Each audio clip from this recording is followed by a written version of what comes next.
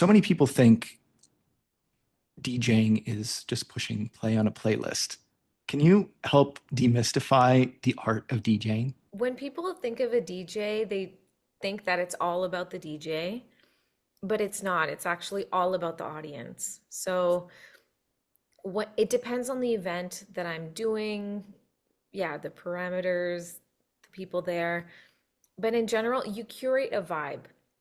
So you are in charge of the energy of the room, how it goes, if people have a good time. And I read the room in the moment. So people ask like, "Oh, do you have a playlist or do you have?" I don't. Like I have folders with different genres and different years and all of that, but I show up at an event, I see who's there, I see their ages more or less, I see how they're dressed, what kind of people they are. I can just read them and then yeah, I start playing music for them. If it's more like a cocktail hour type of thing, I'll have the music low so people can talk, mix and mingle. Um, if it's a dance floor, I'll I'll play upbeat music. I generally play like older music first, depending on what kind of event it is. If it's like a wedding or a corporate event, normally older people leave sooner and then they're more satisfied if their music is played earlier. And then, yeah, I get into younger, more modern music. It depends. It's a DJ. Okay, people at an event generally remember the food, the people, and the music, like if they had a good time or not. Music plays such a crucial role, whether it's like a restaurant or a festival or whatever, or a sporting event. It plays a huge role in how people feel, whether they're actually actively listening or not. I remember one gig I did, I mean, this was a long time ago, but I was DJing at a restaurant and the table paid their bill and then they liked the music so much they spent another $300 just on drinks.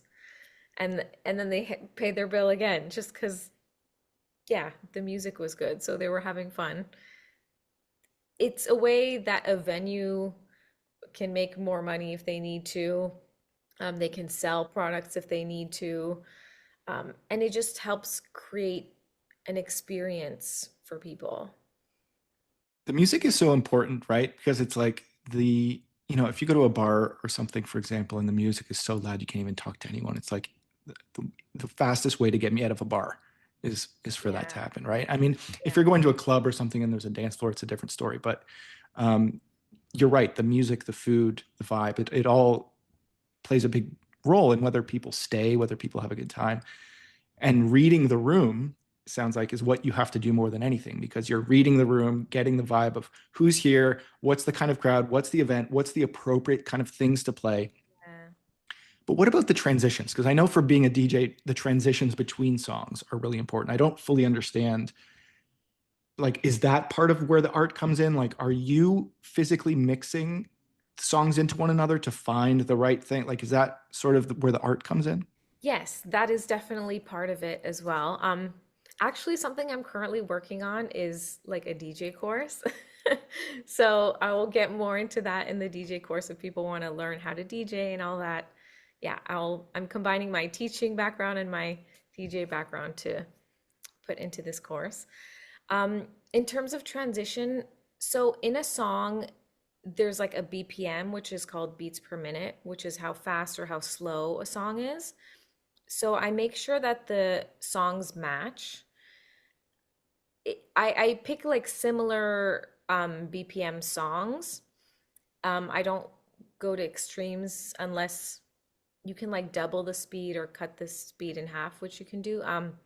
But in general, if a song is like 105 BPM and 100 BPM, I might lower 105 to be like 103, and then the one that's 100 BPM, I'll put it to 103, and then I mix them. So I normally have DJ versions of songs, which means they have an instrumental introduction, and I would put that instrumental like at the beginning of, let's say, the second chorus of a song. So then you hear the chorus of the song you're listening to, and in the background, you start hearing the other song coming in.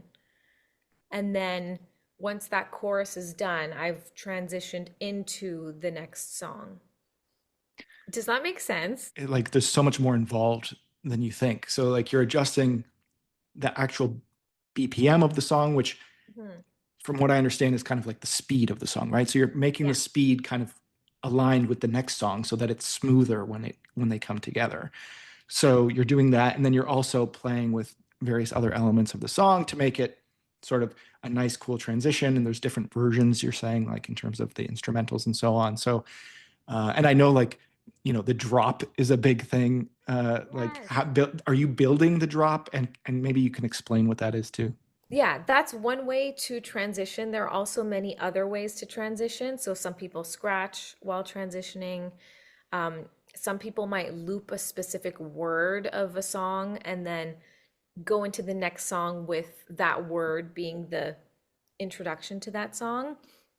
Some people might put the drop of another song. A drop is like the chorus, like the hype portion of the song. Um, I mean, there's so many things I can get into, and I can get more technical or less technical. There's also something called stems of a song. So there's like the vocals, there's the melody in the background, there's the bass and the percussion. And in a DJ program, you can separate those.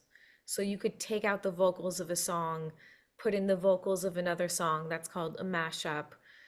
Or you can have the percussion of another song. So there are many ways that you can transition and like make a cool DJ set, make it unique. And I find it also depends on the event that you're at. If it's more of a corporate event or a wedding, people generally want to hear the songs as they know them. They don't want too much variation. But if it's a performance where you can really showcase yourself or a sporting event set, you can play with those. So yeah, you can make every DJ set is very unique depending on who's there or what music you play and how people transition. So yeah, it's just really fun and unique.